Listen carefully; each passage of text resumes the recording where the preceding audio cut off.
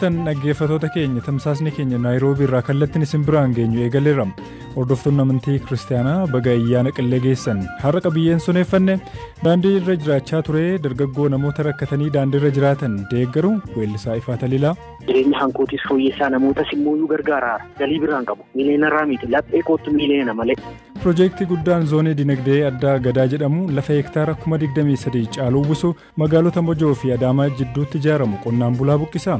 Namni tokkolleen iddoo jireenyaa kan inni duraan jiraatu sanirra gara biraatti kan deemu jiru. Okkora Ameerikaatti mudate ilaalchisuunis gabaasa bal'aa qabna. Qopheessaan Zalaalam Taaddasaati kan isin dhiyeessu ani Hirphaa Gammachuuti.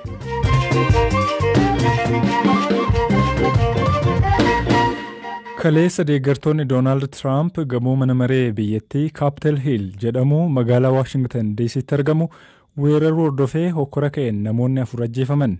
Doonaald Tiraamp bu'aan sagalee filannoo pirezidantummaa nu jalaa hatameera jechuudhaan koongireesiin waraqaa beekamtii Joo Baayiden mo'achuu ibsu akka hin kennineef mormaa turan. Hokkora Waashingtan DC'tti mudate kana gaggeessitoonni biyyoota addunyaa garaas balaaleffataniiru. Zalaalam Taaddasaa bal'iseetu isinitti hima. Doonaald Tiraamp bu'aa filannoo pirezidaantummaa Ameerikaa ji'a sadaasaa keessa gaggeeffame aga kaleessaatti illee fudhanneem. Sagalee kanaan deeggartootni isaanii mormii isaanii dhageessuu jalqaban. Amma yerootti koongireesiin balaa dimokiraasii irra gahaa jiru fuuldura dhaabbachuu qabanidha jechuun Tiraamp deeggartoota isaaniitti dubbatan. Kana booda gara Capitol Hillitti gadi buunam. Anis isin waliinan jira dubbii Doonaald Tiraamp ture. Yeroo deeggartootni Tiraamp achi gahan miseensonni koongireesii galmicha keessa jiru ture. Deeggartootni galmicha reebuun foddaas caccabsuun ol seenan. Humni poolisii achi tures dhaabsuu hin dandeenyeem. Joo Baayiden akkas jedhan. The scenes of chaos at the Capitol do not reflect a true America. Wanti kaapitaalitti mul'ate Ameerikaa ishee dhugaa bakka hin bu'u. Eenyummaa keenya in ibsu seera maleessummaadha. Jeequmsadha. Amma dhaabbachuu qaba. Itti dabaluun pirezidaantichi gaariis ta'e hama dubbiin pirezidaantii dhageettii ni qaba. Kanaaf Tiraamp amma televezyiinii biyyaalessaatti bahuun akkaataa kakuu galeen heera biyyatti oolchuuf akka jeequmsi dhaabbatuuf ergaa dabarsuu qaba jedhan. To go on national television now to fulfill his oath and defend the Constitution. Booda Tiraamp deeggartoota isaaniif karaa Tiwiitara isaanii viidiyoo tokko maxxansaniin dhukkubbiin keessan naaf gala akka miidhamtan nan beeka filannoon gaggeessine nu jalaa hatameera namni kamuu beeka jedhanii garuu gara qe'ee keessanitti dacha'aa jechuun dubbataniin kanumaan kaampaaniin Tiwiitara fuula Tiwiitara Tiraamp sa'a 12 jalaa cufe. Hojii gaggeessaan Facebook Mark Zuckerberg Tiraamp hamma yeroo turtii isaa masaraa White House haftee xumuratutti Facebook isaa fi Instagram isaa jalaa cufuu hime. Gaggeessitootni biyyoota addunyaa gochaa Tiraamp fi deeggartoota isaanii kana balaaleffatan. Baraak Obaamaan miidhaa Capitol Hill irra gahe seenaan akka qaanii fi salphina biyya irra gaheetti yaadata jedhan. George Bush akkasuma waan onnee namaa cabsu jechuun ibsan. Demokraasii ittiin beekamnu mitis jedhan. Pirezidaantiin Faransaay Emmanuel Macron waan Waashingtanitti raawwate Ameerikaan ibsum cimina demokraasii Ameerikaatti ni amannaa jedhan. Angela Merkel ji'a sadaasaa qabanii haga kaleessaatti Tiraamp mo'amuu isaanii amanuu dhabuun nama gaddisiisaa jedhan. Kun kanaan osoo jiru Joo Baayiden pirezidaantii Ameerikaa Kamala Harris itti aantuu isaanii ta'uun waggoota 4 dhufaniif Ameerikaa akka bulchan koongireesiin Ameerikaa waraqaa ragaa kenneeraaf. Waraqaan ragaa kun Baayideniif akka hin kennamne miseensotni Riippaabilikaanotaa garii yaalanis hin milkoofne. Tiraamp bu'aa filannichaatti walii galuu baadhuus amajji 20 aangoon karaa nagaan dabarfamaa jedhan. Capitol Hill naannoo Waashingtan DC bakka koongireesiin Ameerikaa keessatti argamuu fi bakka seerritti ba'u falmiin irratti gaggeeffamuu fi ragga'uudhaan gamoon seenaa biyyattii keessatti jaallatamaa ta'e kun ijaarsi isaa bara 1800 xumurame. Asitti pirezidaantii Ameerikaa ta'uun kan filataman Joo Baayiden gaafa amajji 20 bara 2021 kakuu galuun aangoo harka Tiraampii fudhatu. Capitol Hill irra aleellaa yeroo ga'u kun kan jalqabaa miti. Bara 1914 loltootni Biriteen magaalaa Waashingtan yeroo qabatan osoo ijaarsa irra jiru abiddatti qabsiisanii ture. Ergasiis aleellaa gurguddaan 3 irratti raawwateera.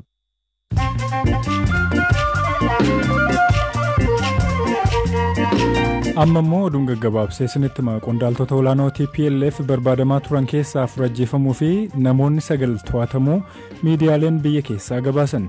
Dubbi himaan TPLF Seekuu Turee Geetaachoo fi Daayirektarri Abbaa Taayitaa Biroodkaastii Itoophiyaa duraanii Zara Asagdoom kanneen ajjeefaman keessatti argamu jedhameera. Roobii kaleessaa hokkora miseensota paartii Gaanaa biyyattii bulchuu fi paartii mormituu gidduutti uumame tasgabbeessuudhaaf qaamoleen nageenyaa hidhatan paarlaamaa biyyattii seenaniin. Hokkorri kun kan uumame miseensonni paarlaamaa afyaa'ii filachuuf falmii gaggeessan hordofuun loltoonni fi poolisoonni paarlaamaa keessa seenanii jedhameera. Kaaba Chaayinaa magaalaa Shijiyaangitti koronaa vaayirasiin namoota 100 caalan irratti mul'achuu hordofuudhaan biyyattiin sochii namoota miliyoona 11 gurte. Jiraattonni magaalicha keessa akka hin baane uguruun manneen barnootaas cufamaniiru jedhameera.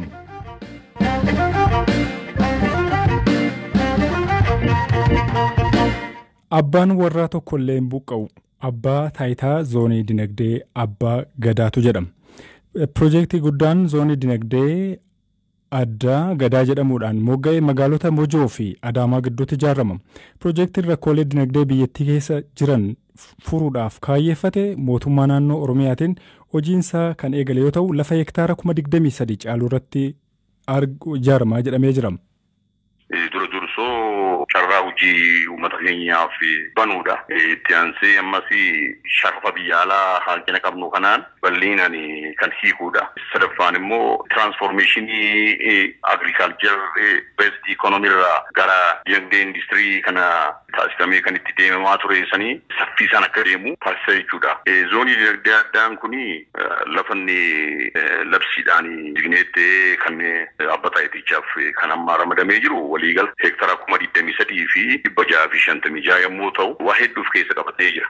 Kana keessa industirii seektoriin hektaara 5,000 fi 100 qabatee jira. Iddoon mana jireenya bifa ammayyaatiin achi keessa jiraachuu waan qabuuf hektaara 5,000 fi 500 kan ta'u jechuudha. Sadaffaan immoo commercial zone biizinasiin sila akka addunyaatti dorgoma kan ta'u kan biizinasiin Dubaay fa jiru kana gara keenyatti fiduudhaaf walitti hidhiinsa ammas eerpoortiin haaraa amma fuulduratti ijaaramuu deemu kana gara magaalaa Dukam kana Abuseera kan jedhamu dannii meegaa eerpoortiin ijaarama. San wajji wal qabsiifnee zoonii dinagdee addaa kanaa fi eerpoortiin haaraa amma ijaaramu kanaan walitti hidhinee free trade zooniin achi uumuudhaan magaalaa hundaas gara keenyatti fiduudhaaf commercial zone kan jedhamu qaba.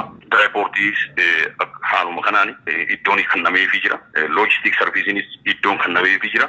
Kan biraa bal'inaan kan itti kenname tourism and recreation center hektaara 7,000 fi 500 kan ta'u bal'inaan itti kennameefii jira jechuudha. Mee yeroo hagamii keessatti xumurama piroojeektiin kun? Iddoo afuritti addaan kun isa tokkoffaan startup kan jedhamudha. Isa kana amma waggaa 5 kan qabanne jechuudha. Hektaara 3,000 fi 150 akka isa hammata. Biizinasii seektaroota kana achi akka karoorratti kan qaban hunda isa hammatu yommuu ta'u itti aansine ammas short-run kan jedhamu feezii lammaffaati hektaara 5,000 keessa hammata. Isa sadaffaan immoo medium term kan jedhamu kan 10 fi hanga 15 kan fudhatudha. Inni kun hektaara 8,000 kan keessa qabatee jira. Waliigala karoorri kun risoorsii guddaa waan gaafatuuf ammas investoroota biyya alaarraa harkifnee garanatti fiduun baay'ee hojii guddaa waan barbaaduuf waggoota 40 keessa isa kanaan addunyaa keessatti dorgoma goonee inni xumurra jenneetuma gara opereeshiniitti galchine jenneetuma hojjechaa jirra jechuudha. Keessattuu qonnaan bultoota naannoo piroojeektii kana jiraatan wajjin wal qabatee namoonni yaaddoo qaban irra deddeebiidhaan yeroo kaasan mul'ata. Piroojeektiin kun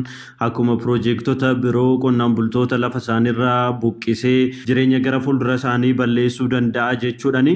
Gama kanaan wanti yaadame maali? Namni tokkolleen iddoo jireenyaa kan inni duraan jiraatu sanirra gara biraatti kan deemu jiru. Kana sirriitti beekamu qaba jechuudha. Namni waliigala naannoo daangaa san keessa kan jiru hunda piroojeektii san keessa hammatamee privileejii ta'ee jiruu fooyya'aa akka jiraatu labsiidhaani mirkanaa'eefii jira jechuudha. Piroojeektiin kun qabatamaan hojiirra ooluu isaarratti namoonni mamii qaban ni jiru.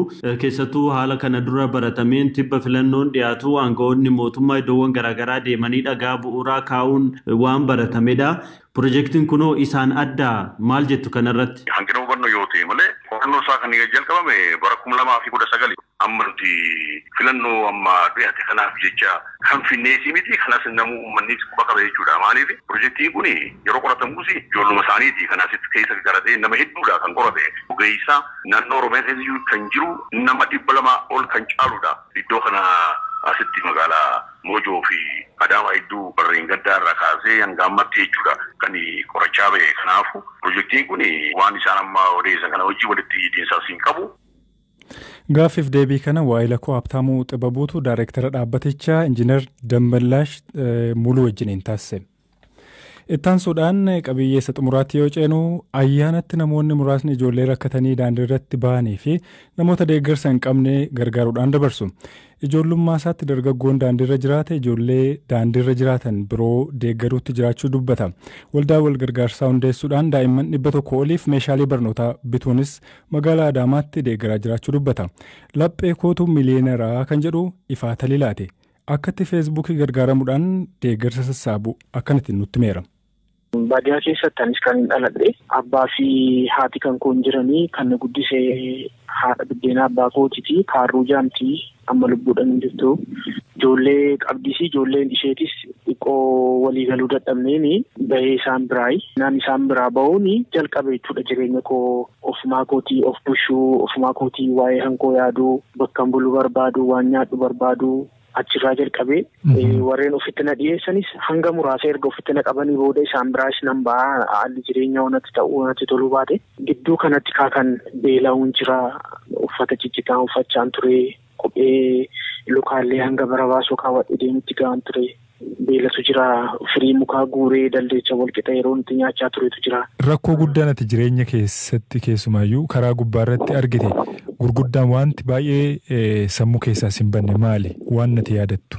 Yeroon baadiyyaa jiru sana kanan guyyaa halkanoota mukarra bulee tokko yoomiyyuu raafachuu hin danda'u. Sagalee bineensotaati kan dhageessu baay'ee nama sodaachisaa. Inqoorraa hirribna fudhatee muka kanarraa kufinnaa laataa isa jedhu sana keessa kootti yaada waan ta'eef osoo rafin hundaa guyyaan itti bulutu jira ture. Magaalaa keessatti immoo yeroo tokko dhukkuba buusaa dhukkubsadheen ture beekta. Yeroo karaarra jiraadhu bullee baasnee nyaannaa humni keenya saamamu malee wanti nyaatamu hin dhabamu dhukkuba buusaa dhukkubsadhee yeroo sana nan du'a ture baay'ee.